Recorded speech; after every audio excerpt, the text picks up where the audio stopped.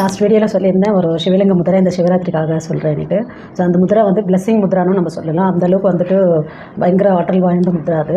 So இது வந்து 5 minutes பண்ணலாம். 5 மினிட்ஸ்லேருந்து 10 மினிட்ஸ் வரைக்கும் பண்ணலாம். முதல் 5 மினிட்ஸ் பண்ணும்போது விரலெல்லாம் கொஞ்சம் வலிக்கும், பழக்கம் இல்லாதவங்களுக்கு.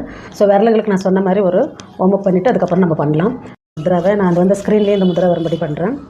நான் பாருங்கள், கைகளை வந்து இந்த சுண்டு விரலும் அது பக்கத்தில் இருக்கிற மோதிர விரலையும் வந்து இப்படி திருப்பி வச்சுட்டு பாக்கி விரலுங்களை இப்படி சேர்த்து வச்சுட்டு நல்லா பாருங்கள். இதை கொஞ்சம் முன்னுக்கு கொண்டு வரணும். முன்னுக்கு கொண்டு வந்தீங்கன்னா இது வந்து ஒரு ஆவுடையில் உள்ளே வந்துட்டு மேலே அப்படியே சிவலிங்கம் இருக்க மாதிரியே இருக்கும். நீங்கள் சிவலிங்கத்தை கோயிலில் எப்படி பார்க்குறாங்க அது மாதிரி இருக்கும். இப்படி வச்சுட்டு ஆஸ் யூஷுவல் நீங்கள் வந்து ஸ்ட்ரைட்டாக உட்காந்துட்டு முதுகு தண்டு நேராக இருக்கணும். மூச்சு கவனிச்சுட்டு இந்த முத்ராலேருந்து கை விலகாமல் பார்த்துக்கணும். ஒரு 5 மினிட்ஸ் முதல்ல உங்களுக்கு ப்ராக்டிஸ் பண்ணுறது கண்ணை திறந்தே பார்த்துட்டே கூட நீங்கள் பண்ணலாம். ஸோ அதுக்கப்புறம் உங்களுக்கு நல்லா ப்ராக்டிஸ் ஆன பிறகு கண்ணை மூடிட்டு பண்ணுங்கள். நம்ம மற்றவங்களுக்கு வாழ்த்துல எப்பவுமே நமக்கு நாமே தான் வாழ்த்திப்போம்.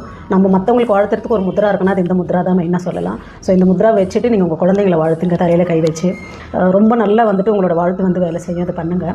இது மாதிரி சின்ன சின்ன முத்ராவில் வந்துட்டு பெரிய விஷயங்கள் இருக்குது. இதெல்லாம் சூட்சுமங்கள் ஒவ்வொரு முத்ராக்குள்ளேயும் வச்சுருக்காங்க.